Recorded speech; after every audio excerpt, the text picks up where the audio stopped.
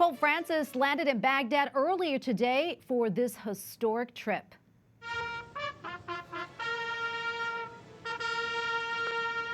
The Pope was greeted by Iraq's Prime Minister and local Catholic officials. Traditional dancers and musicians welcomed the Holy Father before he was escorted to the presidential palace. EWTN Newsroom correspondent Colm Flynn is traveling with the Holy Father and brings us this report from Baghdad. Good evening from Baghdad, Iraq. Well, this morning, myself, along with 73 journalists from 15 different countries, boarded the plane with Pope Francis in Rome and flew to Baghdad. Upon arrival, the Pope was taken from the airport by a heavily armed escort and travelled to the presidential palace. Now, in places, Iraqi citizens lined the streets waving both Iraqi and Vatican City flags, but for most of the journey to the palace, the streets were lined with army and security personnel. At the presidential palace, President Barham Salih greeted the Holy Father, and together they stood side by side while a band played the national anthems of both Vatican City and Iraq.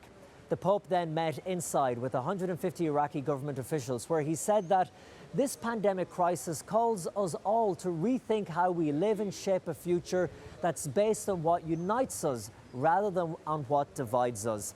He said that the religious, cultural and ethnic diversity in the Iraqi society is a precious resource, and the Pope appealed to the authorities to grant all religious communities recognition, respect, rights and protection. After, the Holy Father met privately with the President and his wife, where he gave a medallion of the figure of Abraham as a gift of gratitude. To end the day, Pope Francis travelled to the Syro-Catholic Cathedral of Our Lady of Salvation. There was a lovely moment outside where he stopped to greet a group with special needs and disabilities, and one of them told me afterwards that it was always a dream of them to meet Pope Francis. Well, inside the cathedral, he met with priests and religious and told them to never lose their apostolic zeal despite challenges of the pandemic and experiences of war and persecution.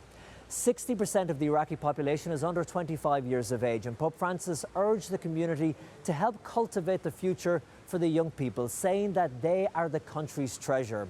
After praying an Our Father all together, he left to get some rest for tomorrow and another busy schedule. In Baghdad, travelling with the Pope, Colm Flynn, EWTN News Nightly.